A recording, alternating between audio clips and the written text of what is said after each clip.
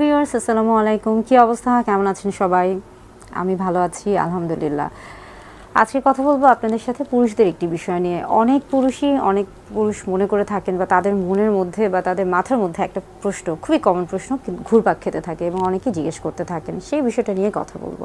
প্রশ্নটি হচ্ছে যে অনেকে প্রশ্ন করেন যে মাস্টারবেশন, অর্থাৎ যারা হস্তমৈথুন করে থাকেন, মাস্টারবেশনের ফলে বা হস্তমৈথুনের ফলে তার যে স্পার্ম রয়েছে সেটা কি আসলে ধ্বংস হয়ে যায়, বা তার যে সিমেনের মধ্যে যে স্পার্ম বা শুক্রাণুটা তৈরি হচ্ছে সেটা কি আসলে তৈরি হতে পারে না? আজকে মূলত এই বিষয়টা নিয়ে কথা বলবো। ভিউয়ার্স, আমি ডক্টর নুসরাত জাহান দৃষ্টি, কাজ করছি ক্লিনিক্যাল সোশ্যাল ওয়ার্কার এবং সেক্সুয়াল হেলথ এডুকেটর হিসেবে। পুরুষদের ক্ষেত্রে এই বিষয়টি সম্পর্কে জানতে হলে আগে বুঝতে হবে যে আসলে পুরুষদের মধ্যে যে প্রশ্নগুলো কাজ করে সেগুলো হচ্ছে যে হস্তমৈথুন দিনে কতবার করা যায়, কিংবা আসলে হস্তমৈথুন করা ভালো কি খারাপ, এবং করলেও সেটা কতটুকু করা উচিত বা কিভাবে করা উচিত, কিংবা হস্তমৈথুনের সাথে তার শারীরিক যে সম্পর্কটা রয়েছে বা তার যে যৌন জীবন রয়েছে এটা আসলে সম্পৃক্ত কিনা, কিংবা যিনি হস্তমৈথুনে অভ্যস্ত হয়ে পড়েছেন তিনি তার স্ত্রীকে আসলে যৌন তৃপ্তি দিতে পারবেন কিনা, কিংবা পরবর্তীতে তিনি বাচ্চা জন্মগ্রহণ করতে পারবেন কিনা বা বাচ্চা জন্মদানে তিনি সহায়ক ভূমিকা পালন করতে পারবেন কিনা, এই বিষয়গুলোই আসলে একজন পুরুষের মাথার মধ্যে মনের মধ্যে ঘুরপাক খেতে থাকে। তাহলে আমাদেরকে জানতে হবে যে আসলে এই যে হস্তমৈথুনের যে বিষয়টা এবং এটার সাথে সিমেনের যে বিষয় বা স্পার্মের যে বিষয়টা শরীরে, অর্থাৎ পুরুষদের শরীরে কিভাবে স্পার্মটা তৈরি হচ্ছে, যদি আমরা এটা জানতে পারি তাহলে আমরা বুঝতে পারবো যে মাস্টারবেশন বা হস্তমৈথুনের সাথে স্পার্মের যে সিমেন বা শুক্রাণুটা রয়েছে, অর্থাৎ বীর্যের যে শুক্রাণুটা রয়েছে সেটার সম্পর্কটা কেমন হয়ে থাকে। আসলে জানি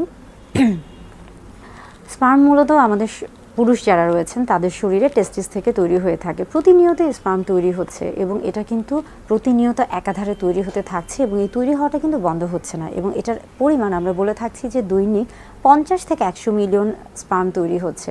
এবং সেখানে দেখা যাচ্ছে যে এই যে তৈরি হওয়াটা, এটা টেস্টিসের পাশে একটি স্থান রয়েছে যেটাকে আমরা বলে থাকছি এপিডিডাইমিস, সেখানে গিয়ে কিন্তু এটা জমা হচ্ছে।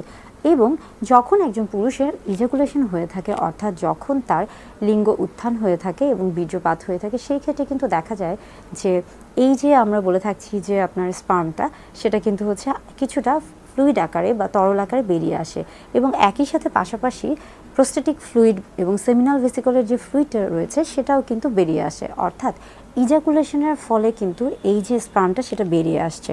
এখন ধরুন যে একজন পুরুষের যদি ইজাকুলেশন না হয়ে থাকে, সেই ক্ষেত্রে কি হতে পারে? সেই ক্ষেত্রে তার যে এই যে স্পার্মটা রয়েছে বা এই যে সিমেন্টটা রয়েছে সেটা কিন্তু এপিডিডাইমিসের মধ্যে রয়ে যায়, জমা হয়ে থাকে, এবং একটা পর্যায়ে কিন্তু সেটা সেখানে অ্যাবজর্ব হয়ে থাকে। অর্থাৎ এটা কিন্তু এমন না যে জমতে জমতে এটা অনেক বেশি হচ্ছে বা জমতে জমতে এটা উপচে পড়ে যাচ্ছে। তো বিষয়টা হলো যে আসলে যাদের শরীরে বা পুরুষদের যাদের স্বাভাবিকভাবেই যাদের শরীরে এভাবে সিমেন স্পার্ম তৈরি হচ্ছে, তাদের ক্ষেত্রে কিন্তু এই যে এটা ইজাকুলেশনের মাধ্যমে ফ্লুইড আকারে বের হয়ে আসছে, অথবা এটা যাদের ক্ষেত্রে ইজাকুলেশনের মাধ্যমে বের হয়ে আসছে না তাদের ক্ষেত্রে কিন্তু এটা নিজে থেকে অ্যাবজর্ব হয়ে যাচ্ছে, অর্থাৎ যেখানে জমা হচ্ছে সেখানে এটা অ্যাবজর্ব হয়ে যাচ্ছে। এখন আসি যে তাহলে এই যে জমা হচ্ছে এটা কিভাবে আসলে কাজে দিচ্ছে, বা আসলে এটা কাজটা কিভাবে হচ্ছে। একটা গবেষণা দেখা গেছে 2005 সালে, সেখানে গবেষণা করা হয় যে এক দম্পতির মধ্যে যদি একজন পুরুষ একদিন সহবাস থেকে বিরত থাকে, কিংবা যদি তিনি 2 দিন সহবাস থেকে বিরত থাকে, অথবা 3 থেকে 5 দিন, অথবা 8 থেকে 10 দিন, কিংবা 12 থেকে 14 দিন, এইভাবে আসলে একজন পুরুষকে সহবাস থেকে বিরত রাখা হয়েছিল। এবং সেখানে দেখা গিয়েছিল যে যারা আসলে যত কম দিন, মূলত আমরা বলে থাকছি যে 3 থেকে 5 দিন পর্যন্ত, অন্তত 3 থেকে 5 দিন পর্যন্ত যারা সহবাস থেকে বিরত থেকেছিলেন, তাদের আসলে স্পার্মের যে গুণগত মান রয়েছে বা পরিমাণগত মান রয়েছে সেটা আসলে সবচেয়ে ভালো ছিল। এবং যারা আসলে অনেক দিন ধরে সহবাস থেকে বিরত ছিল, যেমন ধরুন যে 10 থেকে 14 দিন কিংবা তারও বেশি, তাদের ক্ষেত্রে কিন্তু দেখা গেছে যে হ্যাঁ, সিমেনের সংখ্যাটা বেড়েছে, অর্থাৎ সিমেনের সংখ্যা, অর্থাৎ আমরা বলছি যে বীর্যের হয়তোবা সংখ্যাটা বেড়েছে, পরিমাণটা বেড়েছে, কিন্তু তাদের যে আমরা বলে থাকি যে গুণগত মান বা কোয়ালিটি, হ্যাঁ, সেটা কিন্তু কমে গিয়েছে। অর্থাৎ স্পার্মের ক্ষেত্রে আমরা বলে থাকছি যে মোটিলিটি, মরফোলজি, এগুলো সব কিছুর মানই কিন্তু কমে যায়। আবার ধরুন যে এই যে স্পার্মের ক্ষেত্রে তাদের যে হচ্ছে ডিএনএ ফ্র্যাগমেন্টেশন বা তাদের যে হচ্ছে ডিএনএর যে কোয়ালিটিটা, সেটাও কিন্তু যখন 3 থেকে 5 দিনের মধ্যে না হয়ে থাকে তখন কিন্তু এটা আস্তে আস্তে কমতে থাকে। অর্থাৎ সময় বৃদ্ধির সাথে সাথে কিন্তু এমন না যে আপনি যতদিন সহবাস থেকে বিরত রাখবেন ততই হয়তো বা আপনার সিমেন বা আপনার স্পার্মের যে গুণগত মানটা সেটা বৃদ্ধি পাবে। আসলে তা না, নির্দিষ্ট একটা সময় এবং সেটাকে ধরা হয়ে থাকছে যে 2 থেকে 5 বা 3 থেকে 5 দিন, এই সময়টা হচ্ছে সবচেয়ে ভালো সময়। আরেকটা বিষয় হচ্ছে যে তাহলে মাস্টারবেশন কি আসলেই হচ্ছে স্পার্মকে ধ্বংস করে?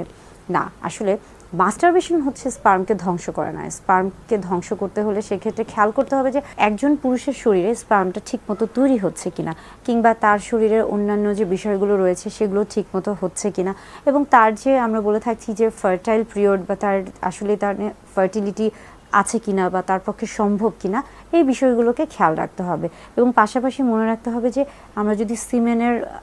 আমরা যদি স্পার্মের গুণগত মানের কথা চিন্তা করে থাকি, সেই ক্ষেত্রে একজন পুরুষকে অবশ্যই তার স্বাস্থ্যগত দিকের খেয়াল রাখতে হবে। তাকে তার শরীরকে ভালো রাখার জন্য পুষ্টিকর খাবার গ্রহণ করতে হবে। একটা সুন্দর আমরা বলে থাকছি যে হচ্ছে স্বাস্থ্যকর জীবনযাপন করতে হবে।